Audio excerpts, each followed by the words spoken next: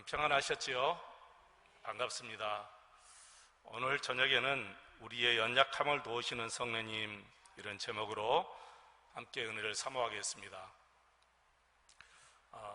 타락한 인간의 마음과 지혜로는 절대자이시고 지존자이신 우리 하나님을 알 수도 없고 우리 예수님을 구주로 영접하고 믿을 수도 없습니다.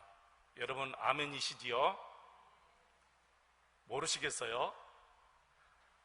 타락한 우리 인간의 마음과 지혜로는 절대자이신 하나님을 알 수도 없고 우리 예수님을 구주로 영접하고 믿을 수도 없다는 거예요.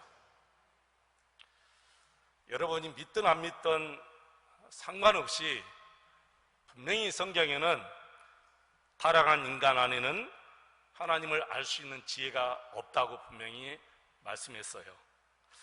그러면 타락한 인간이 어떻게 하나님을 알고 예수님을 영접하고 예수님을 믿고 살 수 있을까요? 그렇습니다, 여러분. 그 일을 위해서 우리 하나님 아버지께서 성령님을 우리에게 보내주신 것입니다. 성령님이 내 마음에 오셔서 예수님에 대하여 알려주시고 또 예수님을 그리스도로 믿고 영접할 수 있도록 은혜를 주셔서 우리가 예수님을 그리스도로 믿고 영접한 거예요. 성경 한번 보실까요? 고린도전서 12장 3절 말씀 같이 한번 읽어보겠습니다. 고린도전서 12장 3절입니다.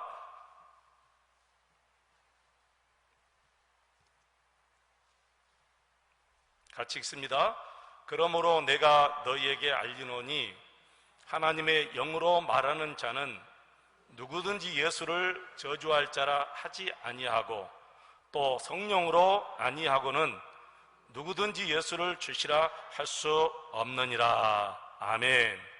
성령으로 아니하고서는 누구도 우리 예수님을 주라 그렇게 알 수 없다는 거예요. 시골 저희 집은 바로 교회 밑에 있었어요.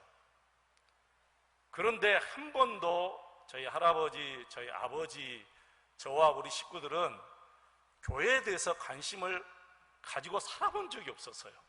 너무 신기하죠? 바로 예배당 밑에서 살아가는 저희들은 할아버지, 물론 증조 할아버지, 고조 할아버지 계셨겠죠. 근데 제가 알기로는 우리 할아버지, 우리 아버지, 저와 우리 식구들은 한 번도 교회에 대해서 관심을 가져본 적이 없었다는 거예요. 예배당 종소리가 그렇게 많이 울렸을 텐데도 한 번도 예배당 종소리 울린다 그런 생각을 가지고 산 적이 없어요. 저는 한 번도 하나님이 어떤 분이신가, 예수님이 어떤 분이신가 알려고 하지도 않고 예수님에 대하여 연구하거나 노력해본 적도 없어요. 그런데 전혀 생각지도 않는 일이 우리 가정에 닥쳐왔고 그 일로 인하여 온 식구들이 하나님을 믿고 예수님을 구주로 믿게 되었다는 거예요. 이것이 바로 우리 하나님의 은혜라고 성경은 말합니다. 성령님이 아니하고는 그 누구도 예수님을 믿을 수가 없습니다. 로마서 8장 16절 같이 한번 읽어보겠습니다. 로마서 8장 16절 같이 읽습니다. 성령이 친히 우리의 영과 더불어 우리가 하나님의 자녀인 것을 증언하시나니, 성령님께서 저와 여러분이 하나님 자녀되는 것을 증언한, 이것을 신학적으로 우리가 내적 증거, 외적 증거로 나누어서 이야기합니다. 우리가 하나님의 자녀된 증거, 내적 증거가 뭐죠? 하나님이 믿어지는 거예요.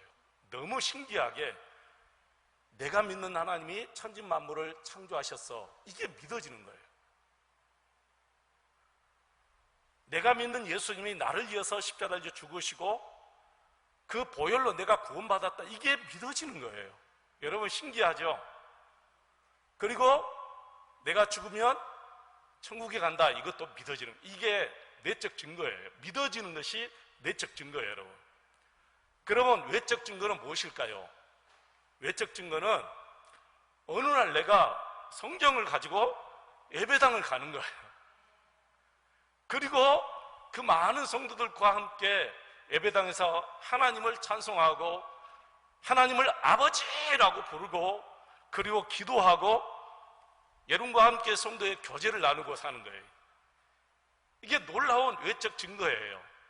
이게 바로 성령님께서 우리에게 증언해 주시는 건데, 이게 바로 하나님의 자녀된 증거다 그럽니다.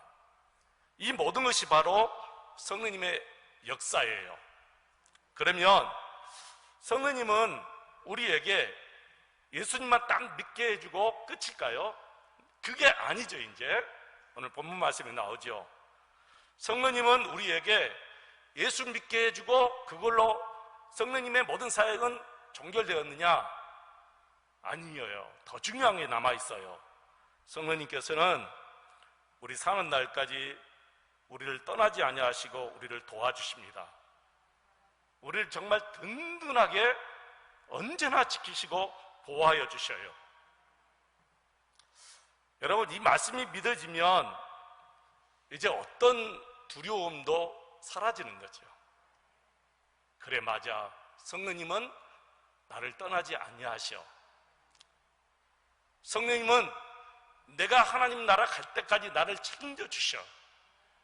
이게 믿어지니까 이제 그 어떤 상황에서도 두려움이 되지 않는 거예요. 그 어떤 상황이, 그 어떤 환경이 나에게 두려움으로 임하지 않은 거예요.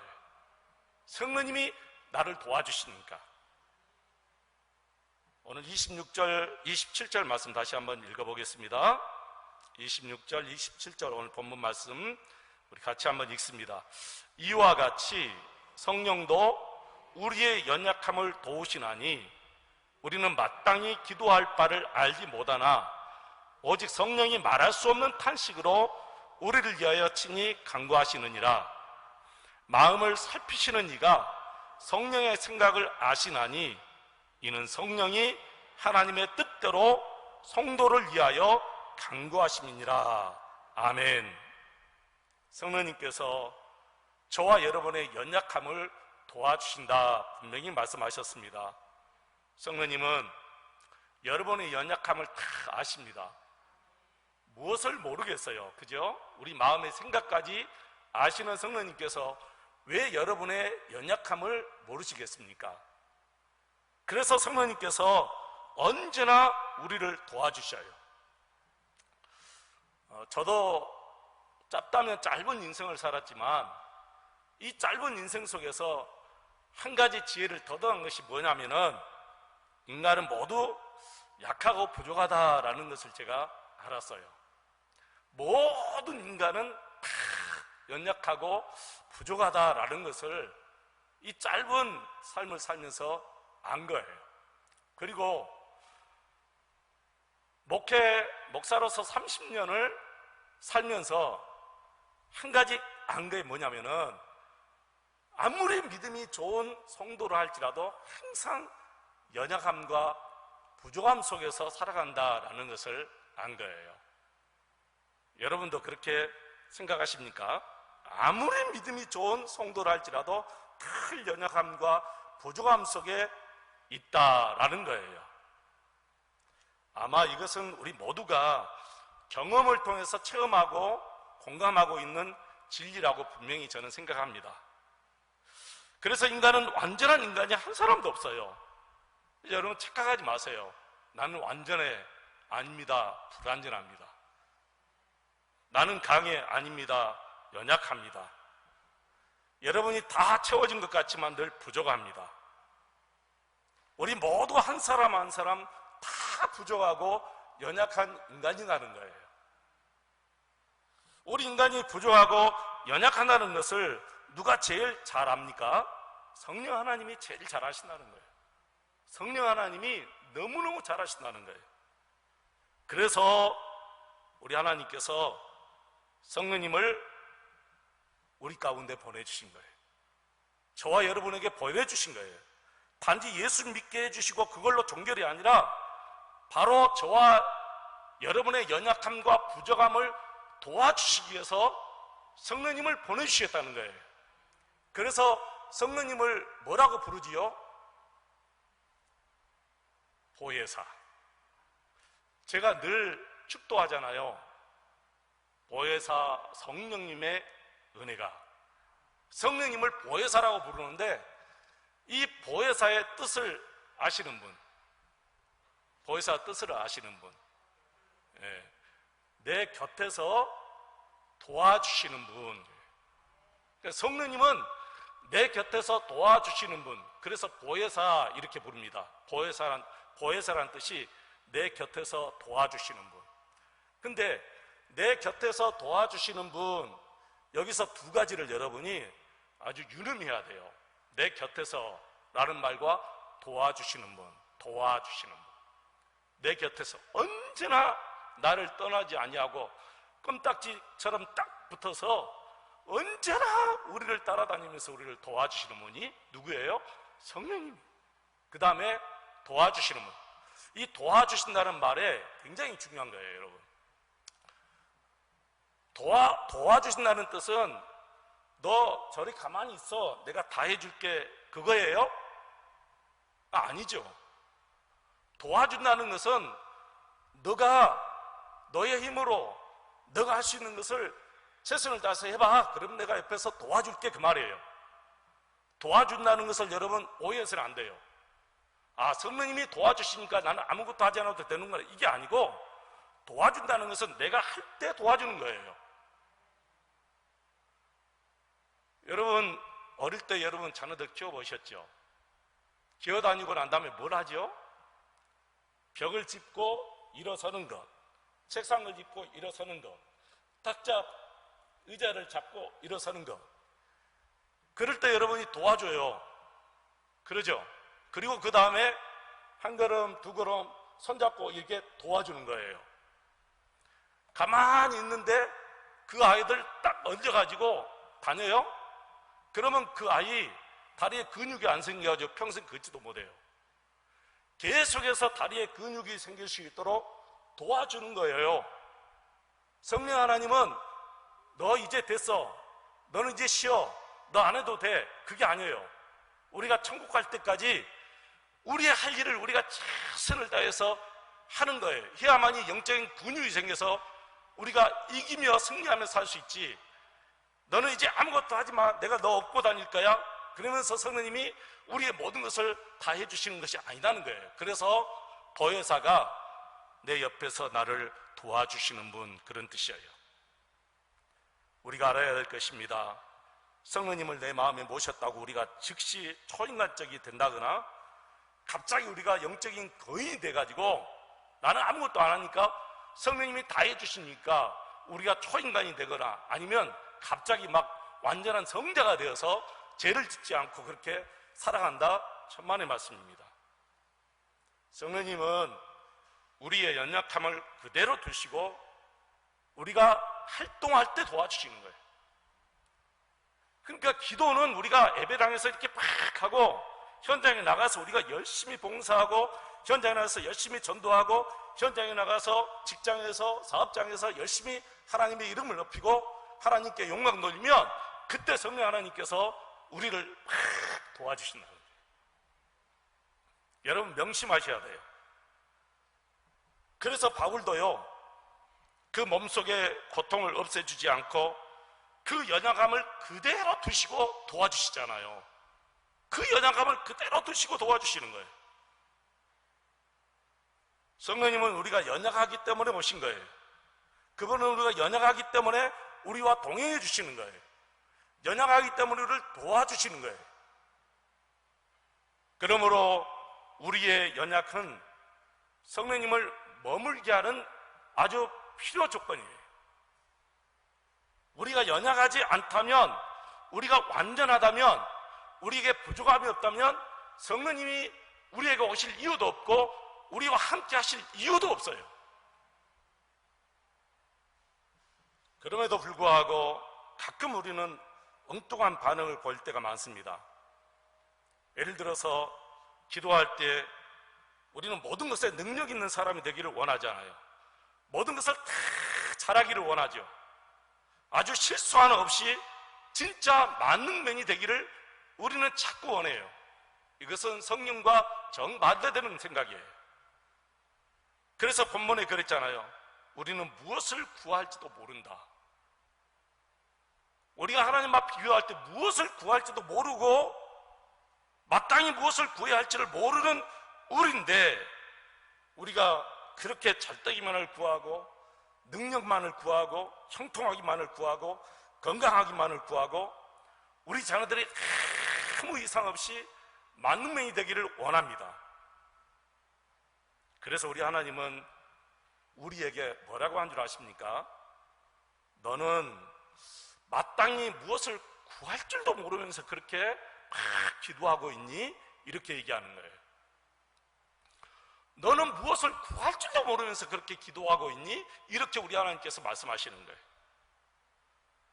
사랑하는 여러분, 이제 여러분이 연약하다고, 여러분에게 시련이 있다고, 여러분 자녀들이 잘 안 된다고 그런 것 때문에 염려하거나 불안해하지 마시고, 더욱 내 곁에서 언제나 나를 도와주시는 성령님께 눈을 고정하시고 성령님께 집중하시기를 바랍니다.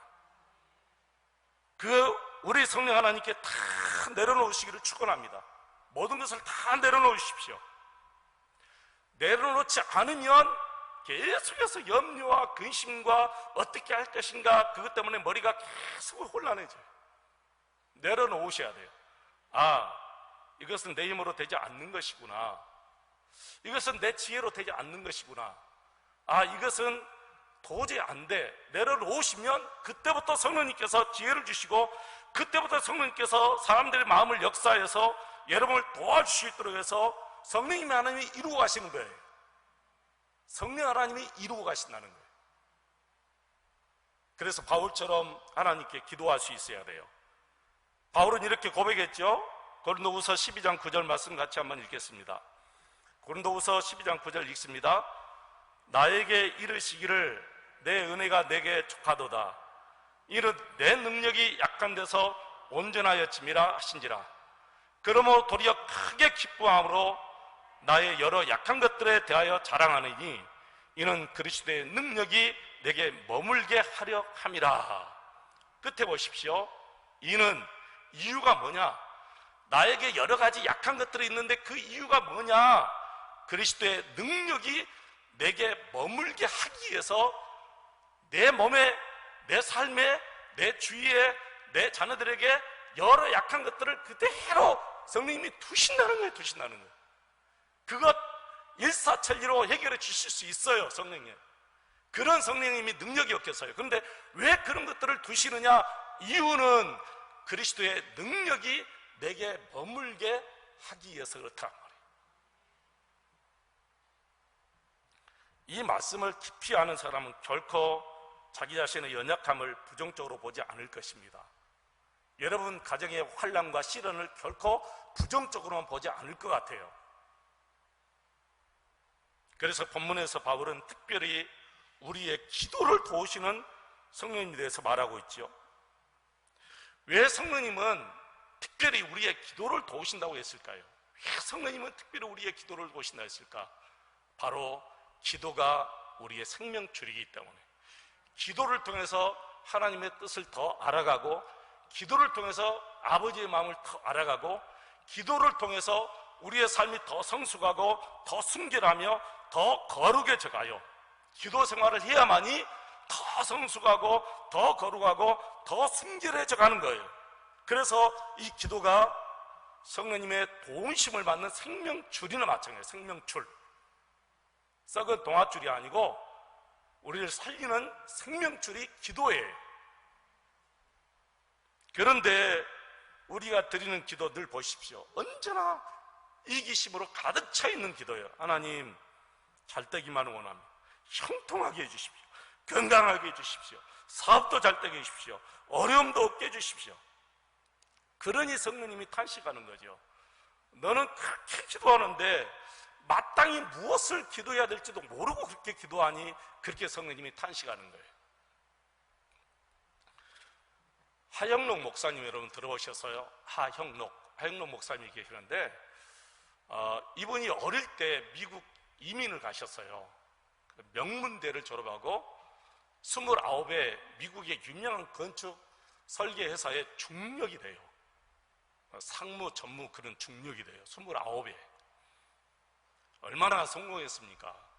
얼마나 여러분 남들이 부러워했겠습니까? 그런데 어느 날 갑자기 차를 몰고 뉴욕으로 가는 고속도로에 가다가 쓰러져 버린 거예요. 차는 오두막질되고 그 자리에서 갑자기 몰고 가다가 쓰러져서, 근데 자기 자신이 쓰러지고 그 이유를 몰랐는데 깨어나서 보니까 병원이에요. 그리고 진단이 나왔는데 심실 빈맥증, 심장의 근육이 죽어가는 거라고 그래요. 여러분도 처음 들어보고 저도 처음 들어요. 심신빈맥증, 심장의 근육이 죽어가는 것. 그러니까 남의 심장을 이식받지 않으면 이제 그분은 죽는 거죠. 그래서 이분이 하나님 살려주십시오, 하나님 살려주십시오. 2살 된 딸, 3살 된 딸, 그리고 아내, 그 사랑하는 아내와 2살, 3살 된 딸을 남겨놓고 죽게 되었으니까 하나님 나 살려주십시오, 하나님 고치십시오. 근데 기적적으로 심장을 이식받게 된 거예요. 놀라운 일이 벌어지죠. 심장을 이식받지 않으면 이제 빠른 시간 안에 이식받지 않으면 죽는 거예요. 근데 심장을 이식받아요. 근데 그게 부작용이 일어나서 아무 소용이 없게 된 거예요. 여러분 그러잖아요. 간이 됐던 심장이 됐던 신장이 됐던 이식은 받았는데 그게 부작용이 오면 끝나는 거예요. 더 위험한 거예요. 그래서 이 2번째 심장 이식 수술을 받지 않으면 죽습니다. 그런데 2번째 심장 이식 수술을 앞두고 이분이 성령님을 병상에서 체험해요. 성령님의 임재를 강하게 체험합니다. 그리고 방금 전까지 오로지 저를 고쳐주십시오, 제 심장을 고쳐주세요, 저를 살려주세요, 그렇게 했던 기도가 어떻게 갑자기 기도가 바뀌어지냐면은 하나님 나를 고쳐주십시오, 그렇게 바뀌어져요. 하나님 내 인생을 고쳐주십시오, 내 마음을 고쳐주십시오, 하나님 내 삶을 고쳐주십시오, 이렇게 갑자기 바꿔지는데 왜 이렇게 기도가 바꿔지냐면 하나님께서 그 하연옥 그분 마음속에 이런 마음을 주었대요. 너 심장만 나오면 뭐하냐, 다시 예전으로 돌아갈 텐데. 그 말이 번개처럼 부딪혀버린 거예요. 그러니 여러분 거꾸로 질 수밖에 없죠. 너 심장만 고쳐지면 뭐해, 옛날로 돌아갈 텐데. 이게 성령님의 은혜죠. 거기서 기도가 바뀌어진 거예요. 하나님 내 인생을 고쳐주십시오, 내 삶을 고쳐주십시오. 그렇게 기도가 바꿔지면서 2차 심장 이식술을 받고 완전히 깨끗하게 고침받은 거예요. 놀라운 역사가 일어나는 거예요. 그리고 그때부터 이분이 성경을 읽기 시작해요. 이제 회복 단계에 있면서 성경을 읽어나가는데 그렇게 많이 들었고 그렇게 많이 읽었던 내 이웃을 내 자신같이 사랑하라, 마태복음 22장 39절에 있는 말씀이 강하게 딱 부딪혀 왔대요. 큰 중력의 무기가 자기 자신에게 부딪혀온 것처럼 23장 39절 말씀이 부딪혀온 거예요. 내 이웃을 내 자신같이 사랑하라. 그렇게 많은 돈을 가지고 젊었을 때부터 살았는데 한 번도 내 이웃을 위해서 사용해본 적도 없고 내 이웃을 위해서 쓴 적이 없다는 거예요. 사람이 항상 죽음의 자리에서만이 눈이 밝아져요.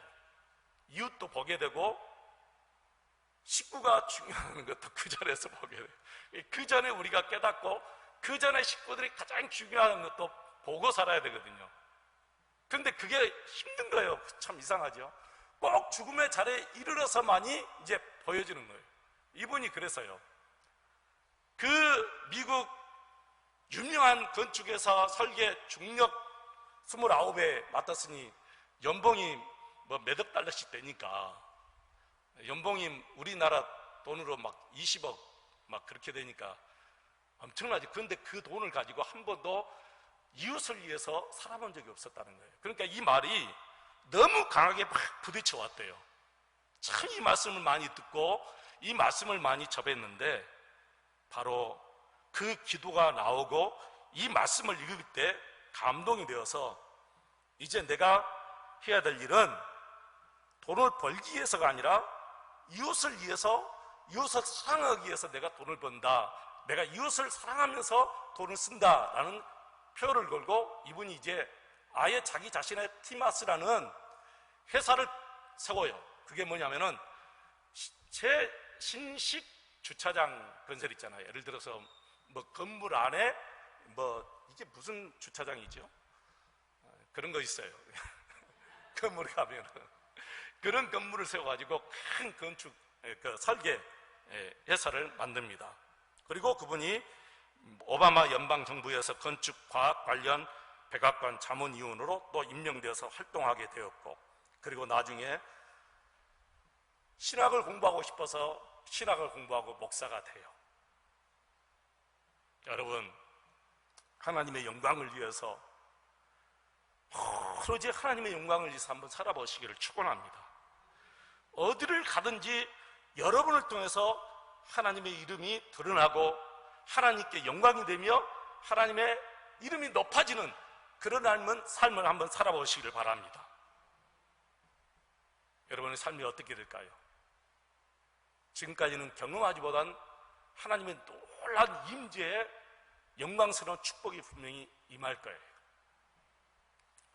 저는 하나님을 사랑하는 사람들, 곧 하나님의 뜻대로 부르심을 받은 사람들에게는 모든 것이 합력하여 선을 이룬다, 이 말씀을 예전에는 언제나 형통하게 인도하신다 그렇게 알았어요. 근데 아니에요. 이 말씀은 언제나 우리를 형통하게 인도하신다 그 말씀이 아닙니다. 성령님의 마음을 아는 성도들은 어떤 실패와 아쉬움과 좌절의 상황도 그 자체가 하나님의 선하심으로 인정된다라는 뜻이에요. 하나님을 알고 성령님의 탄식을 아니까 그렇게 믿어지는 거예요. 이제 우리에게는 한 가지밖에 없어요. 성령님을 모시고 사는 것을 명심하는 것입니다. 그리고 매사에 성령님을 의지하고 성령님께 순종하는 것입니다. 문제는 우리가 정말 모든 것이 합력하여 선을 이루는 사람일까 하는 거예요. 모든 것이 합력하여 선을 이루는 사람일까? 내가. 사도 바울은 오늘 본문에서 어떤 사람이 그런 사람인지 말씀하지요. 하나님을 사랑하는 자, 그 사람이 하나님의 뜻대로 부르심을 받은 사람이라는 거지요. 그래서 성령님이 임하신 가장 큰 증거는 하나님을 사랑하는 마음이에요. 성령님이 내 마음에 임하신 가장 큰 증거, 내가 하나님을 사랑해 간다는 거예요. 내가 하나님을 사랑하는 거예요. 여러분, 한 가지 물어볼게요. 젊은 남녀가 연애를 하고 이제 결혼에 꼴이 냈어요. 결혼을 했어요. 결혼했는데 결혼의 가장 큰 증거가 뭐예요, 여러분? 내가 저 남자와 저 여자하고 결혼해서 가장 큰 증거는 뭘까요? 같이 함께 밥 먹는 거죠. 같이 함께 잠자는 거예요? 이것도 증거지만 가장 큰 증거는 전혀 생판 모르는 사람을 내가 내 몸처럼 사랑해 가는 거예요. 이것이 저 사람과 내가 결혼한 가장 큰 증거지, 여러분 밥만 먹고 그게 증거가 아니에요. 그것은 결혼을 하지 않아도 할 수 있는 일이에요. 결혼의 가장 큰 증거가 뭐냐? 생판 모르는 사람을 어떻게 내 몸처럼 사랑할 수 있느냐는 거예요. 내가 어떻게 예수님을 사랑해 가죠? 예수님이 어떤 분인데, 하나님이 어떤 분인데 내가 그 하나님과 예수님을 내가 이렇게 사랑해 갑니까, 여러분? 그게 바로 내가 하나님과 하나 된 증거고 내가 하나님의 자녀된 증거라는 거예요. 이게 요한복음 14장에 나오는데, 요한복음 14장 15절 보면 너희가 나를 사랑하면 나의 계명을 지키라, 그런 말씀이 있어요. 그리고 14장 21절에 보면 나의 계명을 지키는 자라야 나를 사랑하는 자다, 그렇게 말씀해요. 그리고 예수님께서 3번이나 예수님을 부인했던 베드로를 다시 일으키실 때 시몬아 네가 나 사랑하니? 이렇게 물어요. 3번이나 물어요. 그리고 내 양을 먹이라, 내 양을 치라, 그렇게 말해요. 예수님을 사랑해야 예수님의 양을 칠 수 있다는 거예요. 내가 예수님을 사랑하지 않고 어떻게 여러분과 함께 말씀을 공부하고 말씀을 먹이고 여러분과 함께 이렇게 살 수 있어요? 못합니다. 절대로 못합니다. 내가 예수님과 하나 되지 않고 내가 예수님을 사랑하지 않고는, 내가 하나님을 사랑하지 않고는 여러분과 함께 이렇게 교제하고 말씀을 함께 나누는 이런 놀라운 역사를 할 수가 없어요. 여러분, 하다가 힘들어서도 못하고요, 육체로는 할 수 없어요. 육신의 힘으로는 할 수 없어요. 육으로는 육의 일을 하고 성령으로는 성령의 일을 하는 거예요. 여러분,